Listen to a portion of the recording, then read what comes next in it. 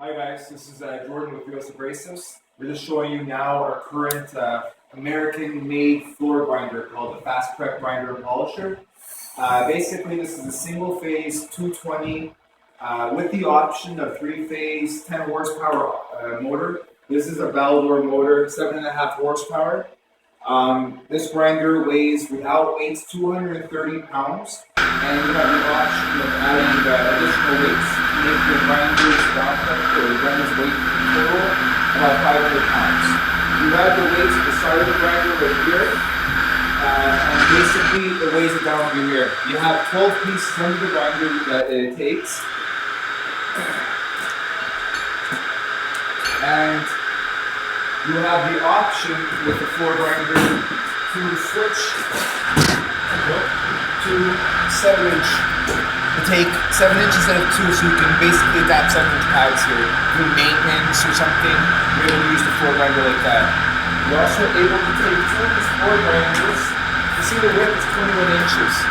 But for the commercial or industrial, you're able to hook up 2 of these grinders to make it 42 inches. So we're also able to adapt a ride-on attachment on the back, which is 110.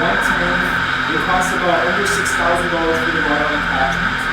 And we're able to basically adapt to multiple different floor grinders. This grinder also goes up to 4,500 RPM. But I have an electric floor grinder that's not propane and go that fast.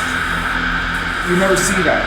Another thing about this floor grinder is when you put, let's say, 500 pounds and you use about, let's say, up to speeds of 4,500 RPMs, it won't jam on you, it will continuously go. So let's say you want to grind through concrete, you don't have to worry about the floor grinder stopping on you. It's a very dependable grinder. It's basically belt driven, not gear driven. So we don't have to worry about oils or anything spilling or different types of oils that's thickening up. It has to be like certain temperatures.